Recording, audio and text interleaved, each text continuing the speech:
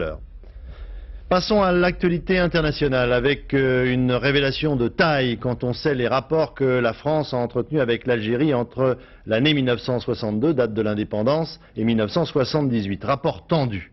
En effet, le magazine Le Nouvel Observateur nous apprend cette semaine que pendant ces 16 années, la France a disposé en Algérie d'une base secrète qui lui permet d'expérimenter des armes chimiques. Hervé Brusini.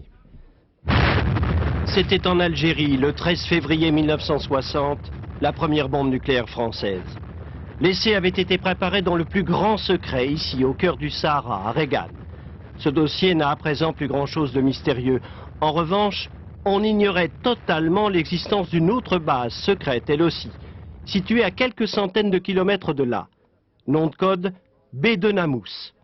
En fait, le village de Beni Welif. 100 km de long sur 60 de large, spécialité, les essais d'armes chimiques. Tous les pays qui avaient une certaine évolution industrielle et scientifique s'efforçaient de mettre au point des types d'armes, et en particulier des armes incapacitantes, c'est-à-dire des armes qui, en quelque sorte, paralysent celui qui respire ou qui reçoit sur la peau le produit chimique en question. Alors pourquoi l'Algérie indépendante acceptait-elle des expérimentations sur son sol? Mais Bédenamous, c'est au Sahara.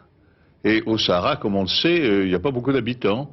Et les expérimentations de la France à Bédenamous ne gênaient pas du tout l'Algérie. Au contraire, je dirais au contraire parce que ça apportait autour de Bédenamous une certaine activité qui a disparu complètement quand nous avons fermé le centre. En fait, la base de Bédenamous avait été prévue par une annexe secrète aux accords d'Évian en 62. Louis Jox, que l'on voit ici sur des images très officielles, en fut l'un des grands artisans. Le général de Gaulle voulait absolument que soit maintenu un polygone d'essai ultra secret. Son vœu fut exaucé jusqu'en 78, par-delà les soubresauts de la politique algérienne et de ses rapports avec Paris. Cette révélation inflige un démenti à ce qu'on peut appeler un mensonge d'État. La France a toujours nié avoir procédé à des expériences chimiques en plein air. Aujourd'hui, on ignore les séquelles de ces essais en territoire algérien.